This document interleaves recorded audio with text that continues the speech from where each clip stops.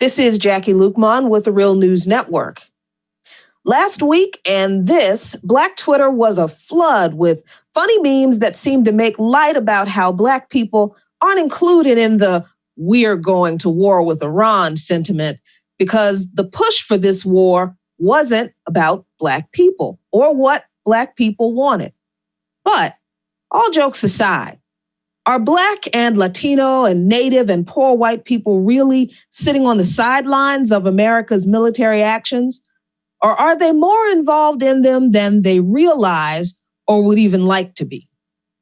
Here to talk about all the ways that Black people, brown people, and poor people actually are the people most targeted by military recruiters, which puts them right in the crosshairs of military action, is Erica Caines. Erica is a local organizer in Baltimore and is the founder of Liberation Through Reading. You can find that on hashtag Liberation Through Reading on Twitter. Erica, thank you so much for joining me. Thank you for having me. So since the draft ended in 1973, militaries relied on an all-voluntary service and has used strategies that target young people that include placing recruiters in schools. People don't know where that comes from because it's from the No Child Left Behind Act signed by President George Bush in 2002, which requires military recruiters to be granted the same access in schools that college recruiters are granted. Erica, how does this affect Black and brown and indigenous and poor communities, and does it affect them differently than everybody else? Well, as we can see, it's a societal issue, obviously. What we know is that Black and brown colonized people are specifically targeted because they kind of corner us, squeeze us without options. I think a report just came out that said that this was the highest recruitment year, specifically because they targeted student loan debt. What it is that the common thing that we are hearing is that Black people are not necessarily patriotic. We are just out of option. So I would attribute that to what's happening at the schools and why they're also making it an access to or access out of poverty the same way that colleges are used. So, Erica, what you're saying is that the military is targeting young people who are out of financial and economic options. So what is going on is that it may not be a national draft, but it is what people called a few years ago, the phrase popped up a few years ago, a poverty draft. Is that pretty accurate? Yes, I would say that poverty, in fact, is the new draft. I think they're creating conditions, systemic and systematic conditions that are leaving poor Black colonized people without choices. We're seeing that we're suffering from lack of health care. The military offers that. Lack of free education, the military offers that. Housing, the military offers that. So what's happening is we're kind of getting squeezed into, if you don't find yourself with the ability to go to higher education or go to college because you have been deemed not smart enough or don't have the money to get into colleges because higher education is not free, then the military is always the other option. I mean, and actually the data from the Department of Defense actually backs up what you say, because the 2017 population representation in the military services report indicates that nearly 20% of military members come from neighborhoods with a median household income of around $40,000 or less. Keeping in mind that in 2017, the median U.S. household income was around $60,000. And that's according to the United States Census.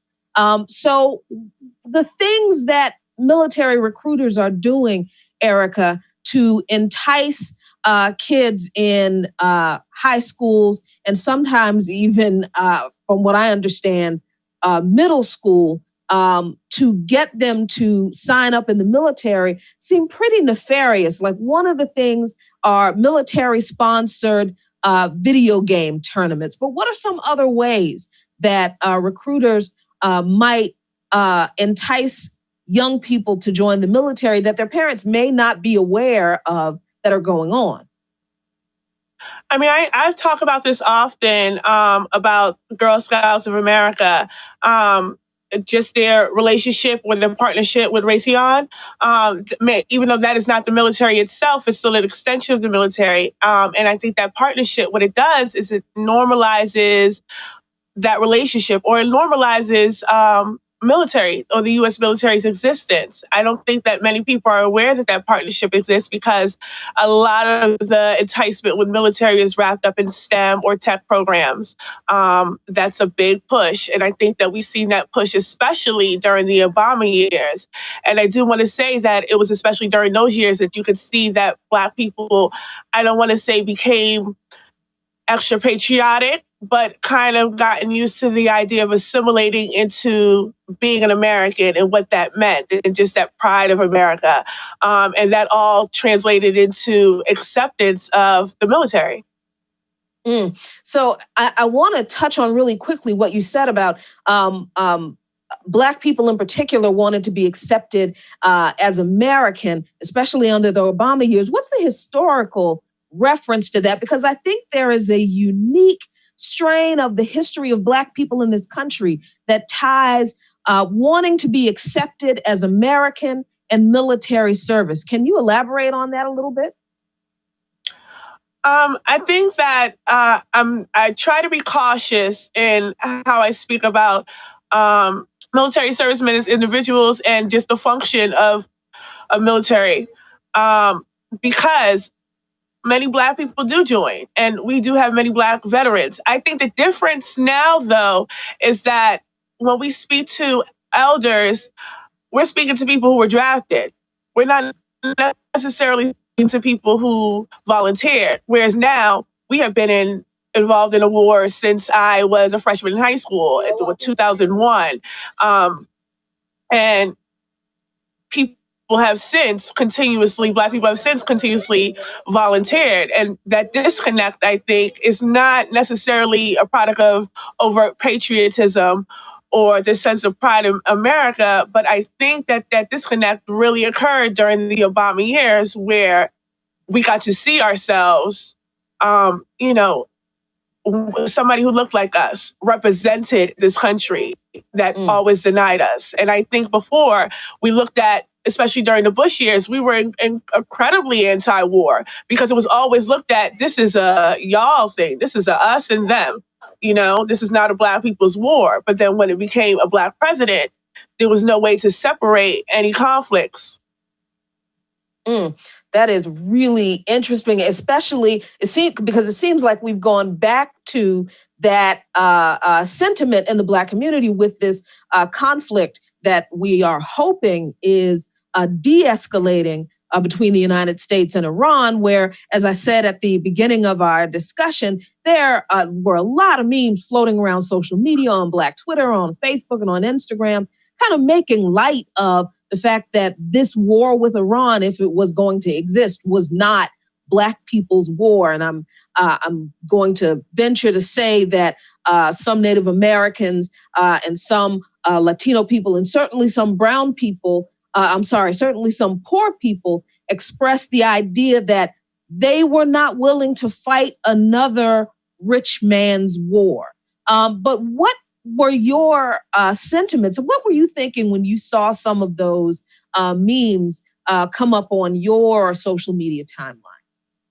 I mean, naturally, as as an anti-imperialist and an anti-war organizer, I didn't find it funny, but I found it kind of disturbing in a way, because I don't think that connections, or I don't think people understood why it wasn't funny. It wasn't that I didn't, what the common excuse was that, This is just something that Black people traditionally do. We laugh at our pain.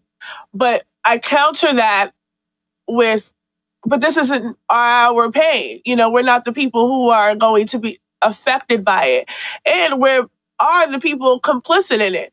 I mean, regardless if we are for the war, we are for candidates that push sanctions. We are for candidates that support wars and support these actions. And to remove yourself from these things and not consider your part, it just shows just a vast disconnect and a kind of Black apathy that I don't recall ever seeing or reading in text or even speaking to elders about. There's always been that contradiction, and there's always been that battle between, Black veterans and Black people who served and those who didn't. But I think now what we're seeing is just a sort of just don't care. I mean, we notice that with all these uprisings going around the world, it's just there's no real investment in it. Not in the days of the civil rights, Black Power movement, where we were distinctly anti-war and pushed the anti-war movement. We were the head of it. I know they rewrite it and they put other people there, but it was a lot of Black people standing down against the draft and refusing to take part of it that really rocked the boat. And I think that we are so far removed from that now. Now, that seems to me that that's a function of lack of political education, especially when you mention the issue of sanctions, where people in this country, and I want to get your thoughts on this, people in this country don't think of the economic dire straits that marginalized communities are in, and that it's manufactured. Poverty is a manufactured condition in the United States. People don't think that way. So when they're talking about, they meaning the US government, is talking about imposing sanctions on another country full of brown people or another country full of Muslims or, another country that this government has considered the other and the enemy, most Americans don't think that that's so bad as long as we're not dropping bombs on people because it's just sanctions. But we experience economic sanctions in this country, marginalized people do, and we feel the pain from that, but we cannot make the connection between the imposed economic conditions that cause young people to be more likely to look at the military as a viable option for getting a college education, for getting health care, for getting housing.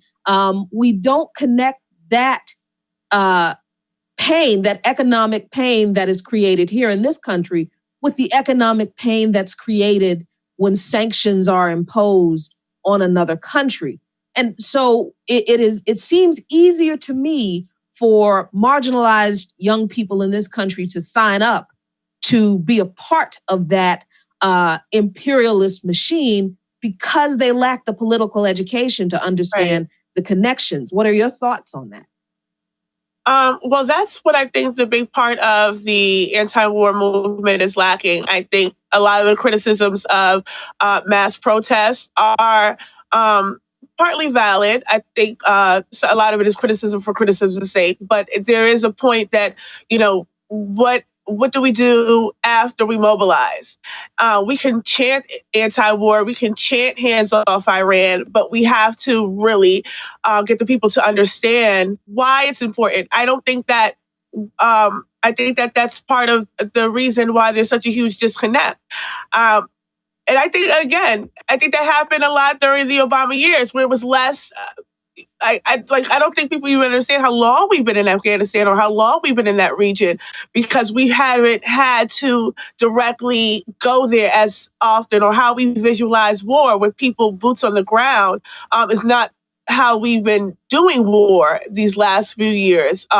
We sort of turned that around with droning and sanctions. And I don't think that people understand that sanctions are an act of war. I mean, when you are intentionally starving people and, preventing them from the ability to get medicine, that is an act of war. And when we look at what happened in Venezuela, where thousands of people died, yet people would still refer to Maduro as a dictator and not look at anything wrong with America's role in how and why people weren't able to get food, medicine, and such things in that country. And the same thing with Iran. What's happening in that nation is a lot of it is the cause of the U.S. And we're not understanding how war has changed, shifted more towards technology and more towards not needing to put our people in direct harm. So, Erica, the same survey that I mentioned earlier, the 2017 Population Representation in the Military Services Report from the Department of Defense, says that of the young people they surveyed, 49% said that if they were to join the military, one reason for doing so would be to pay for future education. So young people who are joining the military do understand, especially marginalized young people who, as you've repeatedly made clear, recognize that they don't have any options to achieve parts of the so-called American dream that they want to achieve, don't have those options outside of the military. In that reality, how do we address this situation? How do we challenge this system of creating an environment in which young people feel they have no other choice but to join the military in order to get health care and a decent place to live and a college education? At the same time, we are challenging the imperialism of this government. And at the same time that we are trying to educate a whole new generation of people into all of those things. How do we challenge this? So I think that in realizing that poor Black and brown marginalized people are pushed and squeezed and kind of courted into joining the military, I think that people say that also as a soft way of justifying why people join the military. They don't actually say that to combat those reasons, but just to excuse it. And I think that's another way that we kind of fall complicity in it, even if it's not intentional, because a lot of when you say, the U.S. military are, when you talk about the destruction and the devastation and all of the displacement it's caused, people go, well, it's not the soldiers' fault. Yeah, but we're also, in saying that, we're making this an individual issue and not actually challenging the structure and function of the U.S. military. And I think the best way to do that is create, mutual aid.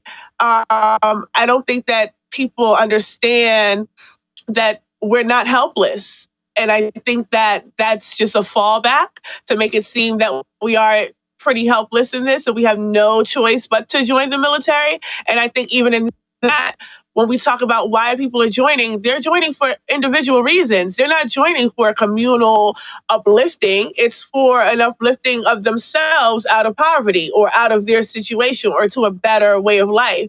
But it's not like it's a communal effort. And I think if more people were to join organizations that are focused on creating these avenues of mutual aid and, based community building, we can alleviate the amount of people that feel like, well, the military is an option because I don't have a house, I don't have housing, I don't have food, I don't have education.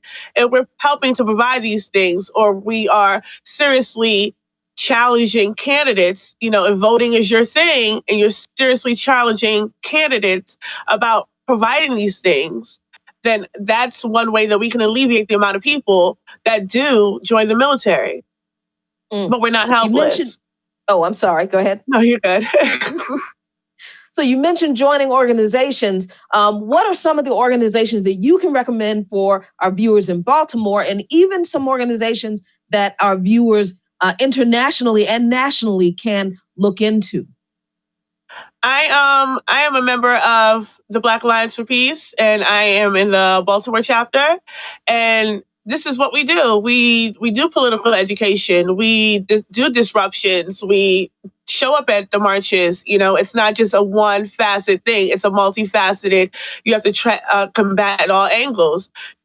We are also linked up with Eugene's People's Progress Party, which I am a member of that as well. And they do mutual aid in the community and in Baltimore. They're helping right now currently Douglas homes fight to keep their housing.